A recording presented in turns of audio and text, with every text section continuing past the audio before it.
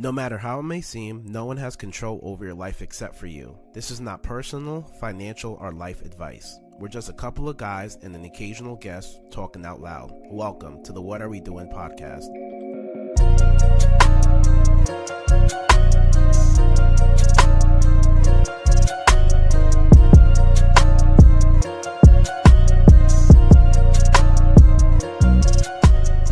Good morning. Yo. This is actually take two. Take two. We did a take one. I was feeling it. Technical difficulties. I was feeling it. It happens to the best of us. I just came back from Jamaica. Had to showcase my Jamaican skills, what I learned. Oh, man. Can I start it up again? With a bomba clad man. Bomba. Mad loud. What's up with the bomba? What does bomba mean, though? Bro. What is bomba? Anybody know what bomba means? I don't know, bro. All right, besides that, though. We here, guys. Good morning. It's me, Hansome Kelly. Kadeem Brown, back in the flesh, live. What's up, everyone? Live in the flesh, back like I never left. What's up? Bro, what's up? with you, man? Happy Monday, everyone. Long time no see. I know, bro. Long time no see. It's been a minute. This is episode 26. We just finished episode 25. We appreciate everyone for tuning in. Appreciate everyone for throwing it out there. Oh, wait. Talk to me.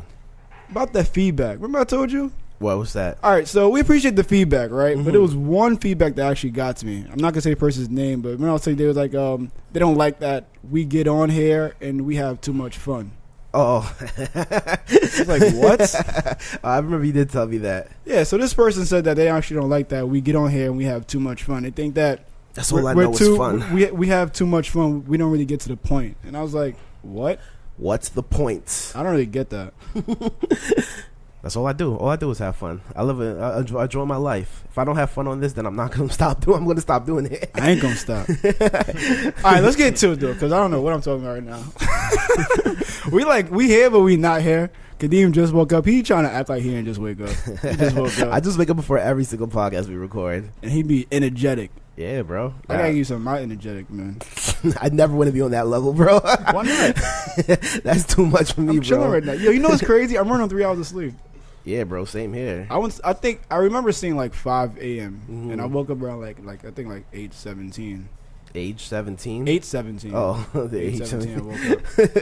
Oh, guys, this episode 26 is an even episode, so you guys know we have a guest here. Yes. We have a special guest here. Yes, sir. Introduce yourself, bro. What's up? Who are you? Okay, it's your boy Sékou, a.k.a. Bliss, Diané, and yes, I am in the building. What are we doing? What are we doing? What are we doing? That was good, man. Talk to him. What's up, man? Talk to him. You What's here, going on, man? bro? What's going on? I ain't catch up to you guys. I'm running on like 5 hours of sleep, but I think we all on a natural high right now, so I think we can ride that wave. 5 hours. This guy right here is a champ over here. Mr. 8 hours over here right next to me. To some. What's going on, man?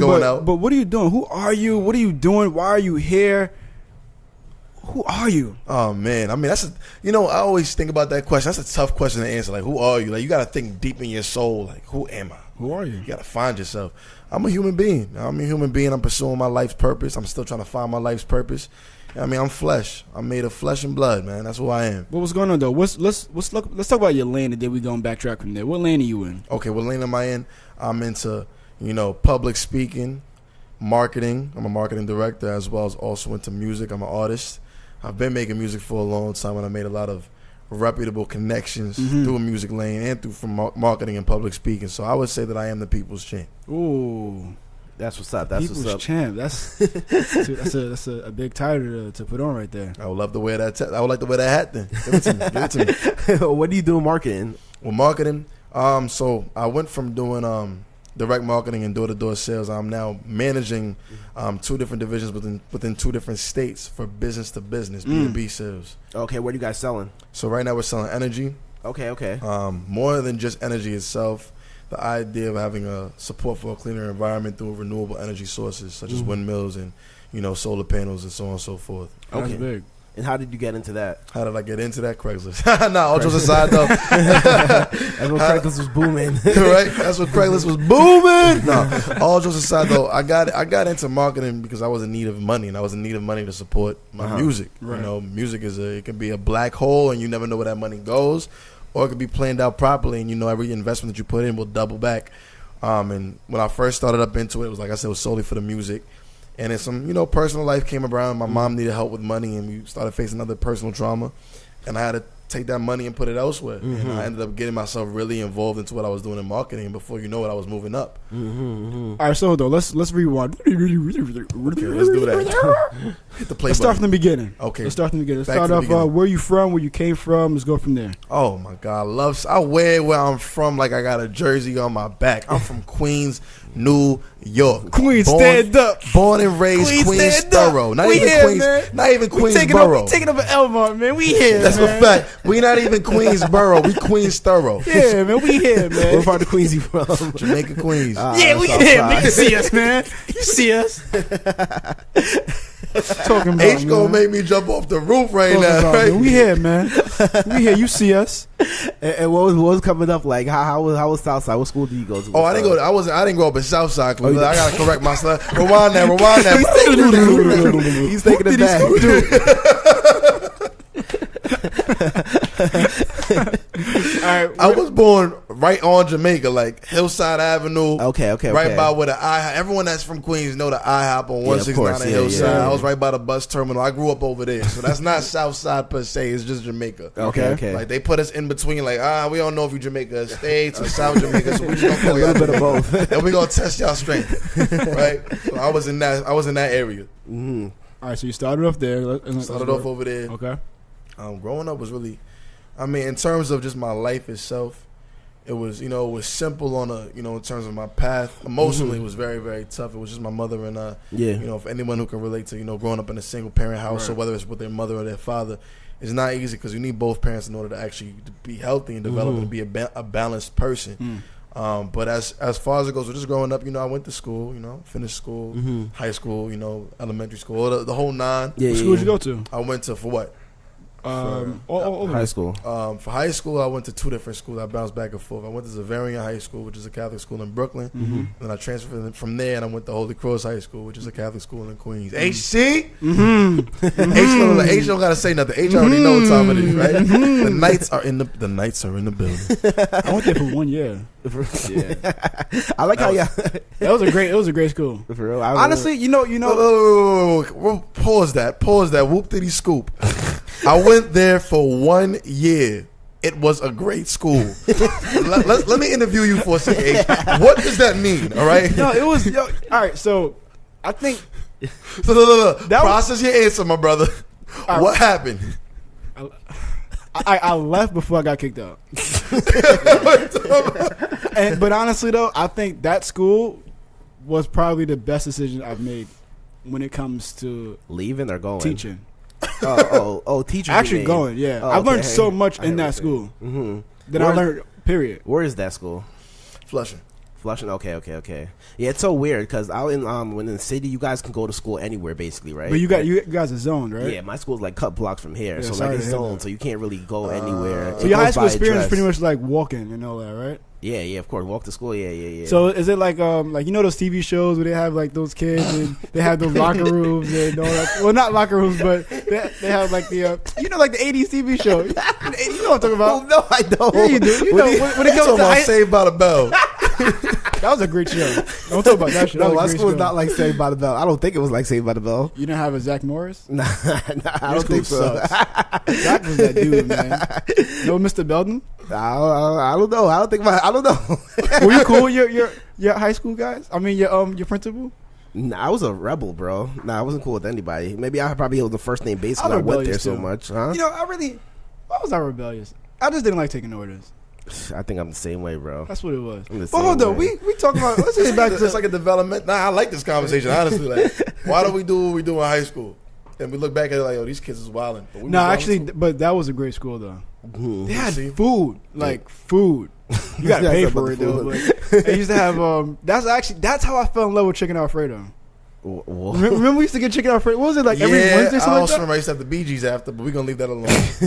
I fell in love with it. You $5. see, I was eating better than I remember us then. it was $5. You get the chicken Alfredo and you get a water. Oh, nah, y'all was $5. eating better than us out here. Nah, it was kind of expensive. Some of the food was actually kind of expensive, like the burgers. I wasn't really a fan of the burgers. I wasn't a fan of the burgers. The fries were good, but the chicken Alfredo though, man, And y'all was paying $5 for lunch. I don't think my lunch was that expensive. We bro. had a lunch plan though. You can make a lunch plan where everything's just coming on your tuition. Yeah. Tuition. Tuition. Y'all doing good out there. Property taxes. Huh? Property taxes. Did you go to college after or not? I did temporarily, and then What college did you go to? Let's get back to your story. My story. All right. I went to Post University, which is a school out of Connecticut. I was playing football out there, believe it or not, so that was cool. Nice. Wide receiver. What were you majoring out there? Business management. And what made you stop? What made me leave that school was honestly, if I was going to go away to school, I wanted to make sure it was fun. It was a small school. No discredit to that school. Yeah. You know, there's some people that went over there and actually excelled. But for me, I felt, truth be told, I didn't find anything really interesting over there. It was like a freaking hole in the wall. Like, I hear you. The only way you get around the town is if you had a car. If you didn't have a car, yeah. you were stuck. Yeah. And it was a very small campus. It wasn't a lot of entertainment. All the pretty girls were all cuffing. So. Now you said you went to school for business management. So you pretty much had the business mindset, since day one, or since what made you go to school for business? That's actually cool. Because you're now into sales, and so that's cool. That's That's a really cool relate question. somewhere. It might be hereditary. And why do you think that? All my family is all into it. My father's an extremely large, well-respected businessman out of the Ivory Coast. You know, he's won. What's Ivory Coast? Ivory Coast is a country in West Africa. Okay, so that's where you're from. My father's side. Okay. Yeah. I'm born and raised in New York, but if you want to talk about my ethnicity, then I'm Ivorian. I'm actually Ghanaian, but I'm Ivorian. So we're not going to talk about your family wealth. I don't want to have the people come after you. Oh no, bring them on as long as they know that. Give me my clout. Give me my clout. Let me just just check his Instagram. You can determine from there. Yeah, you're funny. I'm gonna delete all those posts right now. Deleting them now. But my father's a well-respected businessman out there. You know, he's won Businessman of the Year awards by the president out there a couple of years in a row. My mom, she started up plenty of businesses in the past. So I think I didn't even think I realized that I wanted to be in business. It was just probably something that just came about. From the household growing up and things you experienced. Absolutely. And what was your plan? You went into college with a business degree. What did you hope to get out of that? Honestly, just to say I had a degree. I would love to give the most motivational, impactful message right now because I knew that my life soul was eternal. No. Honestly, it was just, you're told what to do from a child and it's ingrained in your mind from kindergarten. Before that, you have to go to college. You go to at 3 years old, I want to go to Princeton. We say that, but we don't even know the density of what we don't understand the depth of what we're saying. We're just okay, well, this is regular. But I didn't really have a plan for it, which is why I left. How long? When did you leave? How long were you there for? Well, after I left Post University, I transferred to Queensborough. How long were you at Post for? 1 year. 1 year. Okay. After that, I transferred to Queensborough Community College, still for business. Okay. But that's really when I started just kind of losing my edge towards it. I was doing pretty good at Post University, and I was actually given the opportunity to transfer to Baruch. Okay. Yeah. If I went to Baruch, I'm not gonna lie to y'all, I probably would have been locked in because Baruch is a really good school. Yeah, great school. But the way my classes were set up for freshman year of college was that I wasn't given the math class, which is, what is it called? I forgot. It starts with an E. Economics? No. I mean, it's a required class. These are required classes that you must take in order to be able to transfer prerequisites, schools. yeah. Something like that, I think. Yeah.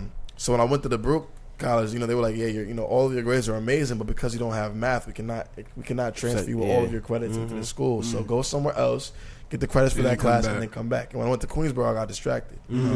Sad story, but it is what it is. I accept it. Of course, I own it. Why do you feel it's a sad story? I mean, it's just sad in terms of, you set a goal, you're like, what, I'm going to do it. I'm going to work towards this. And then the classic case of just, Is that something that you still want to do? No. You wouldn't. No. You wouldn't go back to school. No. How old are you now? If you don't mind? 25. 25. Okay. Why do you want to go back to school? I mean, there's no need for it right now. In the future, maybe my answer will change, but right now, there's no need for it. I'm doing what I need to do. I'm making a very well living. I'm really good with income, and I'm in control of my path. And that's remember, the American dream is freedom. What we talk about in America is, hey, listen, the freedom to do this.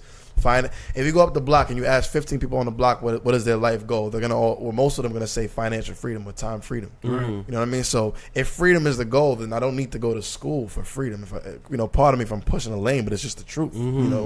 A lot of discipline is what it takes, and a lot of research. Well, you can get most of your education online, or go to the library if that still exists. Yeah. Of course it does, but you know what I mean. Kindle if you don't want to go to the library. Yeah, a lot of our guests say that too. Like a lot of, I feel like that's repetition. With age, with age, you kind of see that. You get most of your knowledge from the quote on streets, life teaches you is the best teacher. So it's true. Especially when you find your path and you start surrounding yourself around the right people and you're in that right circle, you have all your teachers around you 24/7, actually doing and in the field that you want to be. Exactly. Yeah, that's Exactly. So how did you go from, all right, so I'm at Queensboro right now, I'm distracted. How did you go from I'm distracted to being an artist to I want to pay for my artist and I'm going to get into sales? How did you do that? So if it's about artistry, I've been in music. No, we're going to start from being distracted in Queensboro. Okay, but not from Queensboro to being an artist, though. Were you an artist before Queensboro? Mm-hmm. So let's talk about the artist, Queensboro distraction, and then the Music has always been in my background. Music has Okay. always been in my love. So just to kind of clear the air on that part. And, I started off at 3 years old in music. I played the piano for 4 years, pardon me. I played the violin for 9 years. So I played the violin at 10 years old in front of the borough president of Queens. And I also played the violin at 12 years old in front of the borough president of Queens. So I've always been in performing. I've always been in music. So everything I've done, I can hear the difference. Everything I've done has always been involved in music. Uh-huh. I actually went into school for business because I wanted to know how to run a business in the case that I chose to create a label. Okay. Everything was always Just surrounding running a music. business. So as Okay. you said, from the growing up household, it's crazy what your household can do to your mindset. Right. You wanted to go to business. Well, you wanted to study business to find out how can you incorporate that with what you love, which is music. Exactly. But the fact of why I chose business is beyond me. You know what I mean? That's Yeah, why I, yeah. say I think that might just be hereditary because I could have chosen a music major or Yeah, of something course. else. But yeah. So after Queensboro, when you left Queensboro, what was the transition from Queensboro to like the industry of like sales or marketing? Like, what was that transition? That was a very left field out of nowhere. Yeah. I mean, in Queensboro, I started taking care of my own tuition. I was paying my college tuition. How were you myself. doing that? Where were you working? I at? was working. My first job was KFC. Mm. So I was working That KFC. good old Heavy, KFC. heavy hours at KFC. Uh-huh. 17 years old, 18 years old. What was I like? I'm lying. I forgot I'm in Queensboro now already. No, I was around like 19, 18 going on to 19 years old. Uh-huh. Heavy hours at KFC. That wasn't enough, obviously, to fund tuition. Yeah. I started working in the airport while also working at KFC. And working Wow. in the airport, I was selling tickets for a company called NYC Airporter. Okay. Going back and forth to get people to go from the airport to another airport like JFK to LaGuardia. So that's sales right there, basically. Exactly. Okay. That's where it started. Exactly. It started right there. Okay. And then when I had left the airporter job, You kept KFC? no, I left KFC as First, well. okay. But I was never without a job. That's the crazy part. Uh-huh. Since the day I've started working, You never not had a job. I took like 1 month off of working. But, Uh-huh. I mean, yeah, I started working for another company selling tour tickets for people that travel into the country. Mm-hmm. That want to go on tour, traveling around the city. Started selling tickets. Those are those guys at like in the red shirts or stuff like that. Yeah, When you get on the exactly. thing. I wasn't that specific company, Right. but You know yeah, what I mean, right? exactly. In Definitely. the Sure city guy. hustling tickets. When I say hustling, I mean that is the definition of hustling. Because not only are you competing with other companies, but you're also competing with your coworkers. Y'all all want to hit that customer. I always wondered how that does worked. that work? Like Yeah. how do you get paid? You get paid the hours you're out there. You get paid how much you sell. Both There. hours and commission, but it also depends on what company you're working for. Okay. For mine, it was hours and commission. It was hourly and commission. Okay. And I was fighting. So how much is the commission? You get 100%? Nah. what? I forgot how much Where it would you was. get That was 100%? years ago, but I forgot how much it was. But no. It was. I mean, it was good for where I was in my life at the time. Mm-hmm. I mean, I was doing good enough. They wanted to promote me. Okay. Let me stop that for a second. He just said in my life at that time. He didn't say currently. He didn't say any of that. So that shows the progression of you have to grow, obviously. Oh yeah. So- Definitely. You're listening to that part right there just shows again. Life is a journey. Life is about growing, but you have to transition from doing one thing to doing another. And a lot of times we do things that are stepping stones, but we don't even realize it. But as he just said, at that point in my life, so that just indicates that I was a stepping stone. Absolutely. Keep Amen going. to that. Definitely. Mm-hmm. So you're selling tickets now, and then what's after that then? After selling tickets, I mean, actually, I had started up a label. And this is around 19 years old. I had started up a label, More Than Entertainment. I had, a couple of guys, a couple of artists. Mm-hmm. And we were just grinding the gears. And I look at myself, I look at where I was mentally back then, and I'm not going to lie, not to toot my own horn, but I'm really inspired because it's not only me. I'm not speaking for me per se, but I think about the freedom and opportunity that a lot of our young teenagers, or 19-year-old, 18-year-old people that we have, and the ambition when you don't have that much responsibility. I was still living at home with my mother at the time at 19 years old. Of course. That was like my last year living with my mom, but still, being able to still live with your family and pursue your dreams, that's powerful. I would have meetings, I look at this stuff now. There's certain people who are, way older than us and way more mature, but don't even know the concept of running a healthy meeting. We used to have scheduled meetings every Friday at a specific time, and if guys came late, I was on their butts. Why are you late? Like, what's going on? We have business to attend to. We had a meeting plan. We had our minutes. Like, it was crazy. I'm like, I didn't know all of this stuff. I didn't go that far into business class to know that stuff. You even realize the way you guys were doing. Yeah, I didn't realize what we were creating. Yeah, that like, I feel like all principles of success, like, they're surrounded around the same things, and a lot of people who are successful, they practice those principles without even knowing. Exactly. Like, it's all the same principles. Everybody has them, but you don't even realize you're practicing, especially at that age when you don't have any guidance or anything like that. Exactly. You're doing it. That's why it's just a natural, like, yo, this is what we have to do. I know it's what we have to do. Really, what it is it's passion. When you're passionate about something, you do things that you don't even know are in the. Most of the stuff that are taught are things that are taught based off of the history. Let me not sound like a tongue twister, but what we learn in terms of business is all based off of somebody who did it before through their passion. Of course, right. Of course. So they're pretty much systemizing The blueprint. and creating mechanics, right? A blueprint to somebody else's passion and their technique behind their passion. That's really what it is. But it's also another reason why I didn't feel the need, like I said, mind my words, feel the need to complete school for business in order to create a business. Because if you love what you do, you're going to do it properly. You're going to do it properly. You know what I mean? You're going to lose, you're going to hit some hardships, but you're going to figure exactly. Right. That's all it is. I hear you. All right, that's not bad at all. All right, so you just created the label and everything like that. You got a couple of guys in the label and everything. So when did the need for money start coming in? Like, okay, I need to do something else. Like, I need to keep funding. Always. I was never somebody. Once I gained independence, in terms of being able to be out whenever I wanted to be out and stuff like that, I was never somebody who wanted to be outside with no money in their pocket. So regardless of having a label or anything like that, I was going to be getting money. So how did I transition from, the label, stuff happens. The label didn't work out for a number of reasons.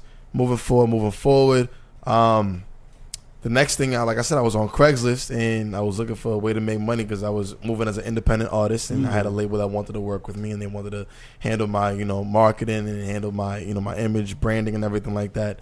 And they gave me a set price that I would have to pay them in order to get that package. Yeah. So I found this job. It looked cool. I'm like, all right. On Craigslist, customer service, they hyped it up all the way in the ad. All the way hyped it up, customer service. I'm like, okay, customer service. I could do it. I did customer service before. So I go there, and it was not what I thought it was. It was door to door. I'm like, do I want to do this door to door thing? And on the first day of me being outside, being trained, it's technically still my interview. Yeah. The guy that's training me is talking about how he's about to quit this job and go to a different job, and he wants to bring me there with him. I'm like, yo, what are y'all bringing me into right now? Don't ask me why I stayed. But regardless, I stayed, and I saw the money was there. I know I'm a natural born hustler. Yeah. This is what I'll tell you that I'm a natural born hustler. You put water in front of me, I'm gonna probably take a sip of a little bit of it. I'm gonna sell it to somebody else who needs it more than me. I'm a hustler. So off the rip, I was killing it, and I saw the money coming from it as well, and I started getting the recognition. So I'm like, you know what, I could do something with this. Let me make more money off of this. Let me create this package. And as soon as I had the money, something happened in my personal house, my personal life. My mom needed the money herself so that we can support our family. Of course. So I had, like I said, I had a detour where that money was going and put it towards something that was more important. And that's how I ended up getting involved in that business, because I needed to continue to make more money to support what I needed to support, as well as build up my dream. So pretty much you had like a problem solution. Like your problem was your house, so the solution was let me boost up my sales. Okay.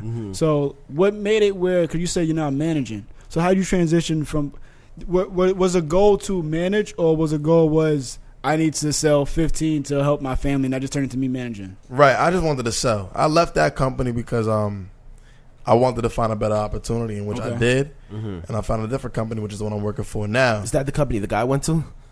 No.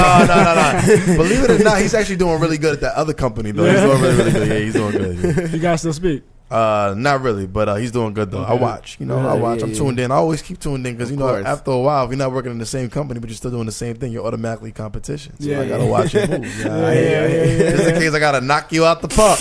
So waiting for that vulnerable spot. But no, so he's doing good. But I came over to the next company, and they pay way more money in this one. So I'm selling way harder.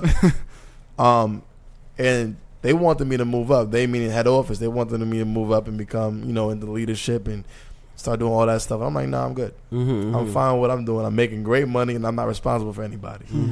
And then I saw how much money people were making in the leadership position.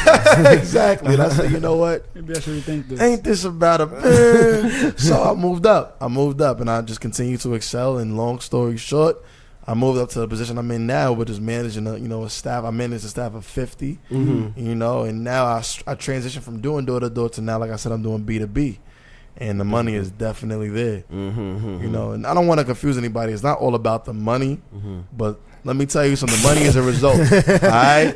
And my results better show in full. If you put in the hard work, the money's gonna come. Yeah, it's gonna come. Absolutely. And you said you do a little public speaking too. How do you get into that? Through what I do in the marketing. Okay. Running. Even before I was running a staff of 50 people or anything like that, when I was just working in somebody else's office, whenever they would have me come up and speak and do sales tips and give out sales techniques and trainings, I'll be speaking in front of 30 to 70 people, 80 people. And I either could be shy, or I can step up to the plate and really talk that talk. What helped me though is the fact that being an artist, I've performed plenty of times. I performed on stage with Dej Loaf in front of over 1,000 people on a New Year's Eve. So I know how to, a crowd of 80 is nothing to compare to a crowd of 1,500 people. So do you feel like that almost came like natural then, like speaking in front of people? Yeah, I'm a personality. I like that. I love it, actually. That's not bad at all. So what are some of your sales techniques then? Like for those people who are in sales, so we have a lot of salespeople, whether it's financial sales, whether it's retail sales. Like what are some of the things, like lead wise? Like how do you get like leads? Well, with leads in this business, in this industry that I'm in with B2B, it's more and B2B cold. is business to business, right? Right. It's more cold. You can set up leads. I have done the leads set, but the way that our system works is you really have to impulse them on the spot for my industry. But now every single sales industry has a different approach and has a different need. Some require you to be able to relate. Others, which is more technical marketing, you don't need to relate with the person, with the prospect. That actually is kind of looked at as, amateur sales tactics. But the most important sales technique, I would say, would be the ability to listen. You have to listen, and you have to be aware, and you have to have a strong memory. Listening skills, being aware, being present in the moment, like I said, being aware, and also being able to really just be able to, it's just that right there, So what do you listen to? Who do I listen to? No, what do you listen to? When you say you have to listen, what exactly do you have to listen to? I'm listening. Well, more so listening, being observant, right? Being aware, being present in the moment. Listening to the person's tonality, the prospect. Do they sound interested? Or they sound like they're on the fence? There's something called cognitive dissonance, where they're trying to fight in their mind whether what they did was actually the right decision. There's 3 parts of our brain. I can get into all of that, but the main thing is really just getting into it. All right, there's a crocodile. All right, so now I'm getting all caught up on the back. So we have the back of our mind. I forgot what it's called, but the back of our mind is where all the technical stuff is, and that's like our subconscious mind, where we really understand what we're talking about. Then we have our midbrain. Our midbrain is meant really just to funnel all that we speak when we're speaking. That's our midbrain. And we have our crocodile brain. Our crocodile brain is the front of our brain, which is what we just received. So most of the time when somebody's telling you something that's going over your head, is because they're speaking from the back of their mind and it's hitting your crocodile brain. So you're not even like understanding what the heck they're talking about. That's where the term over your head comes from. Exactly. So it's simplicity that we need from our crocodile brain. We really break down what we hear. Like right now, you see out of everything I just said, you just caught the part where I said it goes over your head. That was your crocodile brain right there, because you broke it down to what was the most simple. And that's just how we receive. So you got to be able to really understand your prospect by observing their disposition. How are they looking? Are they engaged with you? I don't talk to people when they're not making eye contact. If I'm talking to you and you're looking down, you're looking at your phone, you're looking away, I'm gonna stop talking. I'm gonna wait because I lost you. So I'm gonna wait till you come back and I'm gonna re-engage you. And that's just funny. Get H up out of here. Get him out of here. I'm hosting now. I pulled out my phone while he was talking. But all right, so from you to get there, like, what did you take? A sales course? What did you take? Experience. Okay. Experience. And it's also about respect. Like, for me, I'm big on respect. I'm not going to talk to you if you're not looking at me. Yeah, I hear you saying. For what? I'm having a one-on-one conversation with you, and I just stood there listening to you complaining about whatever the heck you got to complain about, and now I'm talking, and you're cutting me off, or you're looking away. I'm not talking. And after a while, I'm just going to say, you continue this conversation on your own. I have other people I got to be speaking to, and that's that. So for developing, like, you lead like about 50 people, right? So not anymore. When I was running residential. Okay, so when you were doing that, hold on. You still lead people now? How many? B2B, I'm running one. I have a staff of one. I just started it. So I have a staff of one person. I put on, it's called Stop Start hiring. So I hired one person. I'm putting on a hiring freeze for a little while until I'm feel like I'm ready to hire the next person. Okay, so you develop that person, and then you keep going from there. Absolutely. So what's development like? Like, what are you training? How are you able to improve skills? How am I able to improve skills? It's really just about, I mean, there's different types of leadership. For me, the kind of leadership that I have, it's very work with you. You know, you pull me, I pull you, you push me, we work together until you get to that point where you're able to walk on your own. So that's just how I'm very, very hands-on on the field. There's certain people, there's certain leaders that lead from behind and they only delegate. And then there's leaders that lead from the front. They delegate while also showing what needs to be done. That second one is me. Okay. And do you feel like anybody can be a salesperson? Or do you feel like they have to have something in them? Absolutely not. Not everyone can be a salesperson. You don't You think said so? no? Not everyone can be a salesperson. Why do you feel that way? Well, when you say sales, what do you mean by salesperson? Yeah, Like I sell disagree, something, so like I wanna know. sell something, like anything, like sell. Can anybody go into sales? And can anybody not See, that's go what- into that's sales? what I Anybody can thought go you into meant. That's what I sales, thought you meant. But In can term- anybody be good in sales? Anybody can sell, but not everyone will be good in the sales industry. Okay, yes. You said yes, not that's- everyone can or not everyone will. Will be good in the Okay. sales industry. Okay. And what But are some anybody key can sell. factors? What do you think some key factors in like becoming a good salesperson? You have to be heartless. Like, you can't be too considerate. You can't be too caring because in the sales industry, it's always fight to the top. It's whoever cutthroat. gets the it's cutthroat to an extent, depending on what industry, depending on what business you're in. But regardless, at the end of the day, it's all about fighting for the top spot because there can only be one head of the the only one captain of the ship. Yeah. One head on the shoulders. You know what I mean? So there only can be one head. So you really have to have that level of capacity to understand that when you're dealing with other people, I'm going to help you, but understand that there's something in this for me as well. And sale and the thing about sales and like commission based jobs, like the earning potential is like crazy, right? Oh my God. Let's talk about that. So I know a lot of people are attracted to the earning potential when they come to sales, and that's why I said, can anybody be a salesperson, or like what does it take to be a great leader? Because there's so much money on the back end that you can make if you're successful in almost any type of sales. You know what's so funny? What you're asking me is the same thing I can relate to, or I can equate it to something else. What is it to be successful? And it's all about commitment. Everything is commitment. That's what it boils down to. If you want to be a successful salesperson, you have to be committed. Not everyone's a natural born salesman, but at the same exact time, if you spend the time doing the research on the product, research on mechanics, research on techniques, you'll be good. You'll be well off. You know, if you spend your time not only just listening to information from people who've made it to the top tier, but also observing people who are on their way up, learning from them, because those are actually the best ones to learn from, the ones who are on their way up. The ones who are already on their way up, it's kind of like listening to grandpa talk about how to get into the music industry. They're all like, stand outside the radio station. Yeah. That doesn't work anymore. Right. So you gotta listen and learn from those who are doing it right now and winning. Why do you feel that way though? Why do I feel what way? Instead of listening to the ones at the top, you rather listen to the ones that are making Not it. to say that you can't listen to the ones at top, but you got to be able to balance out between the two. Why? Because at the top, you've already went from following the trend to now you're setting the trend. But because you're setting the trend, you're not focusing on all the little in between details because you're focusing on the overhead scope of it.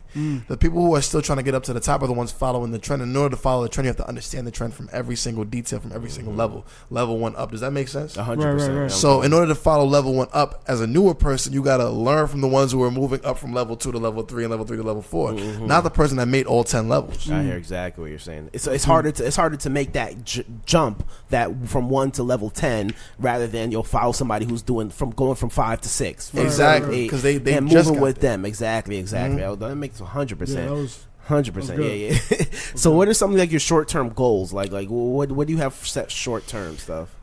This one I'm not going to be I'm not going to be too detailed on it. Of course not. I Yeah, want to yeah, speak it into existence. However, I'm still a couple of areas I'm being sensitive towards. So I don't want everyone to know, but I am creating my first project right now for my first business. And first true source of income. Okay. It's that time. I'm 25 years old, not young, not old. It's at that stage where it's time to, venture, Yeah, do new things. So my short-term goal is to really establish my first business. Okay, okay. I hear you saying income producing business. Right. Not so much the income. Of course, I want the money to come in. It's going to be made to produce income, but I want to know what it's like to create the business and deal with the frustrations of it. And how long have you been doing this for? Doing what? Starting up the venture? Yeah, or it's just an idea right now. It's an idea. It's in the works. I'm still doing That's the hardest part to get. The idea. intangible works right now. Focus on that's the short intangible term you details. said. To create it. Okay, so what's your long term? Long term? Great question. My long term, and what do you say when you say long term? What's the talking like Time. 50, 60, like around that At age. the You age talking of about 50. 50 or 60? That's long term, right? Damn. Like, what's That's your end goal? That's the end goal. That's a Yeah, what's your My end end goal is death. That's not the end goal is gonna happen. Trust me, that's goal you're gonna hit. Yeah, really. I mean, unless you thought you were gonna live forever, right? But I like, plan to let's die say- when it's time to go. Like, So that's actually a vague question. Let's say end goal. No, not end goal. Let's say long term, as if let's do 20 years. in 20 years, so when I'm 45 years old, I would love. I would love to be in a consultative position, being a consultant for artist managers. Artist managers, not for artists, but artist managers, Okay. as well as also for sales. Okay, that's not bad. And your end goal? What's your end goal? That's an easier question to ask. My end goal in terms of what? Death. Life. Like, well, where do you want to be? Like when you're 60, 70? Like, what's your end goal? What do you see if you accomplish all your goals? What are you gonna 60 really have? an end goal? 60 is young. You know, the average human is said to live to be 85 years old. All right, so what do you want to have at the end of the day when you sit down? Like, okay, I busted my ass, or I hit all my goals, I hit all my dreams. What's your life like? That's it right there. You just said it. What's that? I hit all my goals. I hit all my dreams. Yeah, he wants you to say what are your goals. Like, what But the did thing you hit, is, like, but the thing is, and the truth be, that's why I'm deflecting, is because Yeah. I haven't planned that far. You know, Okay. some people do, but life is also built off of spontaneity. Of course, you know? yeah. And you know, maybe it's negligence. I just haven't thought that deep into it to say when I'm 60 years old, I want to have this and that. And I commend those who have, but I haven't gotten to that. That's a part good yet. answer. No, that's a really good answer. Yeah. So you're living in the Honest. moment, basically. To an extent, not the moment meaning I'm only planning for today. Yeah. I know what I want to do within the next 5 years. It's just that the next 45 years I haven't been mapped out yet. All right, Yeah, cool. yeah, No, yeah, that yeah. works for me. That's a great answer. All right, so when it comes to like, are you big into like reading or stuff like that, or not? Big. I'm into reading. If, To say I'm big into reading means I'm focused on every single book that comes out that's relevant to what I like to read, and I'll read every single book. Like, I'm not that big into it, but I am into reading. I well, love reading. what's some books that are a book that you would recommend, or somebody asks you? Like, Wow. So there's one book that I'm reading right now. I'm trying to understand it, and that's the Bible. Yeah, I'm trying to understand the Bible. I'm really looking to understand the Bible a lot more. The kind of books I like to read. Are you reading the Bible for spiritual or religious purposes? Spiritual. Okay. Spiritual. I mean, Is we that all the same thing? It's not. What's the difference? The religion, I don't know. Let me get it. So in other words, when you so say let me get spiritual politically religious, correct. I don't want to like give my actual thoughts. All right, so religion would be more so of what you're supposed to do. a way. It's a way of living from that viewpoint. No. I'm free spirited. I'm reading the Bible because I want to do it for my own self. yeah, we Developing myself. often say that most of the books, like personal development books, and Comes from everything the Bible. derive from there. So I mean, Absolutely. if you start from Proverbs. there, then it Absolutely. always comes out to whatever books you're reading right now. Those core factors are. That's what I can date it back to personally. Is those core factors coming from the book or any religious book? They're really Absolutely. much a lot the same. But yeah, the books that you said you're reading are Yeah, the Bible.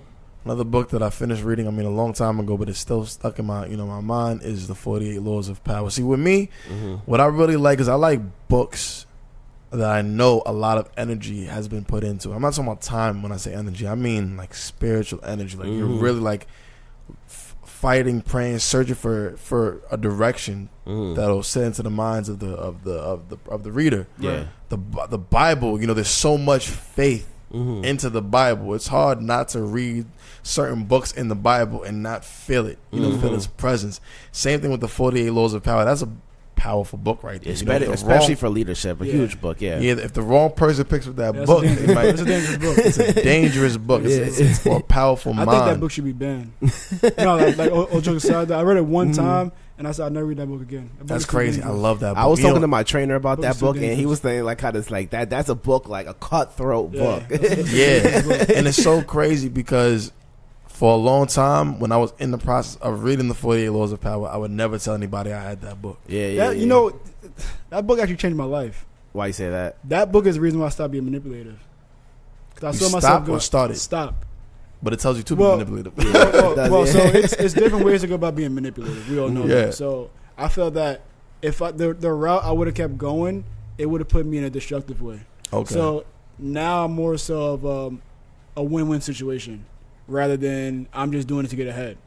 That's a very dangerous book. Yeah, it's extremely powerful. Very But the dangerous. reason why is the energy behind it. Yeah, you definitely do feel like I'm about to take over the world Yeah. when I read that book. Yeah. By tomorrow. It's Or true. in 48 hours. It's true. And that's what I like to read, man. I seldom ever pick up a book that's like a fiction. But I just, Yeah, same here. I can't. Yeah. I'm the I same don't like way. it. I want stuff that's going to develop me. If I'm going to be spending my time, I want my time being spent with something that's going to increase my time. Personal development. Yeah. Mm-hmm. No, I agree with you. What's one book you could recommend? Actually, it's a book that you recommended me Which one? by Gary Keller. Let me see if you know it. Let me That's see my if you know book. it. What's One the thing. exactly the one thing? book. Great, but I read it 2.5 times. I didn't get it through the whole book the last time. 2.5 is all it got from me. But nah, that's a great book. Yeah. I just need to read that book again. Why do you recommend that? For people who are looking to sort out, and so it's a word called compartmentalizing. For people who are looking to compartmentalize their life and their thoughts, that's a great start right there. The one thing just gave me a lot of insight on the way I choose to think, the words I choose to use, and how I choose to plan. You know, so that's my answer right there. All right, and one more question. Do you have one? Nah, I saw you. All right, one more question. So if you could think of, we all have failures. You know, a lot of people say you have failures, that you use that to catapult you to move forward. Can you think of one particular failure that it's like that's your favorite failure, the one that you've learned the most from? Oh yeah, woo! It's a great question right there. Inconsistency and procrastination. I made up this phrase, and you guys can feel free to steal it. I always say that procrastination is suicide to an opportunity. Why is that? Because every single moment that you waste thinking, you give it to somebody else. And I thought about it. It's so funny. It's the most random way that whole phrase came to my mind. I was driving on the highway, and I was like, should I merge? Should I not merge? Should I merge? Should I not merge? If I merge, I'll get past this traffic. But also, if I merge, I could hit this other car. Or should I not merge and just stay stuck in the traffic? And all that time I spent thinking, the car passed me, and I couldn't merge anymore. And he ended up gone. Yeah. Gone. I'm still stuck in traffic, running late to work. No, that's crazy. That's a good job. It really was. Yeah. By the way, for all the drivers, I'm not saying cut people off on the road, all right? I'm just saying don't spend too much time thinking. Don't spend too much time thinking. A part of life is also meant to be done. So you want to talk more about reacting rather than just thinking. It's a healthy balance. It's a healthy balance, but we underuse the reaction. When we're human beings, they even say it. You know, they even say it. You know, and I know in Christianity, they even say, it's faith. You have to have faith over understanding. Faith over understanding.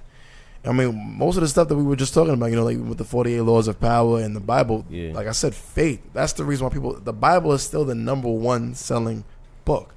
I don't even know what the person looks like. It looks like they created one of the books of the Bible. Who's making money off of that? That's another question. That's another question right there. But the thing that I'm saying is that whoever wrote the book initially, well, there was a bunch of people that wrote the book. You know what I'm saying? But initially, that composed it and named it the Bible. They're dead and gone. But still, to this day, it's the number one selling book because we choose to put faith in it.